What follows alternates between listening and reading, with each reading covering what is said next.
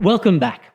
In this video, we're diving into strategies for assessing community preferences and needs so that we can align our content with our church's mission and values and ensure that our social media content remains relevant and engaging.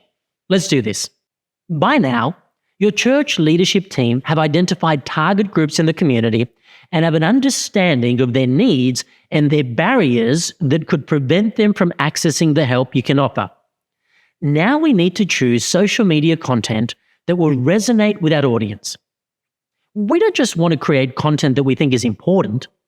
We want to make sure that it's hitting the mark for people in our community. And we can do that while still sharing the beauty of the three angels' messages. Ensuring relevance and engagement means content must be timely and it must resonate with the community. Now, that could mean using your current events, your local news, trending themes, and community interests as a springboard for that content. Why don't you stay updated with what's happening in your area and connected to your church's activities and messages? Now, let's talk about different content formats that can keep our audiences engaged. Videos, blog posts, text, images, podcasts, and infographics are all powerful means of communicating. The list of content formats is only limited by our creativity. And each format has its strengths, so it's important to choose the ones that best suit your message and audience. What are the most popular social media platforms out there, and how are they different in terms of purpose and audience?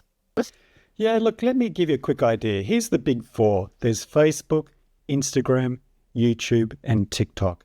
Now, there's more social platforms than just those four, but they're the four big ones that most people are on, or many people are on. How do they differ? Well, I guess they do differ in some ways that they attract different age groups, different demographics. So some platforms might have a younger skew compared to others. I have to say, though, that whilst there are differences, these days the platforms are very competitive. And so more time goes on, the more the platforms are quite similar.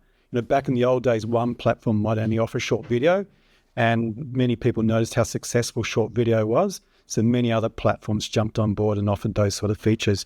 So most of the platforms are similar in you can do single posts, you can do short videos, etc. I guess the different one, though, of that bunch is YouTube. And YouTube being particularly good for longer video. You can do short videos. The good thing about YouTube is it's your search engine, and so it's the second most visited website in the world, and so it's a great platform for people searching for content and trying to answer questions to go to. But generally, look, they're the big ones that people should be considering, or at least thinking about. Great. And when a local church is choosing which platform to engage with, what are some of the pros and cons between these big four? Yeah, look, I'd really suggest that churches consider number one being Facebook. And Facebook's the queen of social media. The reason I say that is it's the platform that reaches the most people. In fact, I saw some research the other day, and it was something like 78% of all people 16 plus use Facebook at least once per month. And so for churches thinking about what's the right platform for me or for our church, definitely think about Facebook. Massive reach, a lot of people on it, particularly good for building community. So you can create events, market those events. If you imagine a church is running a healthy cooking class or a privacy seminar, whatever it might be, perfect platform for creating an event, inviting people to it, but then having an ongoing relationship with them. I mean, some other platforms, if your church is positioned in an area where you want to target young people, if you've got a lot of young people in your church and you want to reach out, then you can't go past platforms like TikTok or even Instagram. And particularly for YouTube, where if you've got sermon content, and sermon shorts and educational content, YouTube's a great platform to be considering.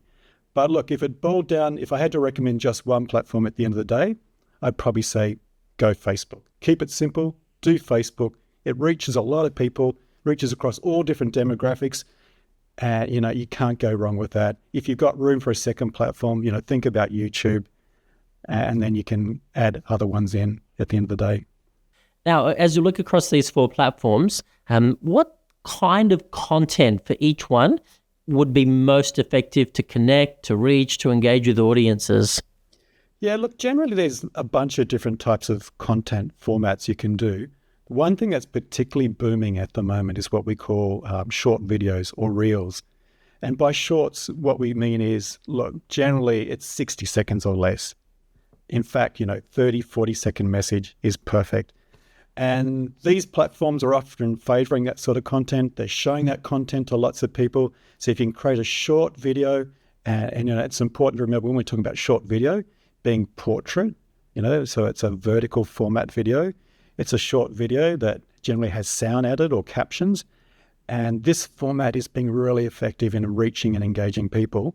Having said that, though, churches should consider other formats. A traditional post, like posting a picture that might show the dynamic of their church, the people who attend their church, with a little bit of narration that goes with it. There's something called a carousel, and a carousel is basically a sequence of photos. And then again, they can be really powerful in telling a story, but telling a story with words rather than video. But generally what we're talking about is short video, carousels and posts, a great repertoire of different types of content churches can use to reach people. Now it's time to take action. From the list of content formats in the North Digital Workbook, select 3 to 5 content formats that are appropriate for your local church. Remember, the key is to create content that is relevant, engaging, and aligned with our mission. By doing so, we can build stronger connections with our communities and support our church growth and outreach. Thanks for watching this video. In our next session, we'll explore how to write content that is clear and engaging. I'll see you then.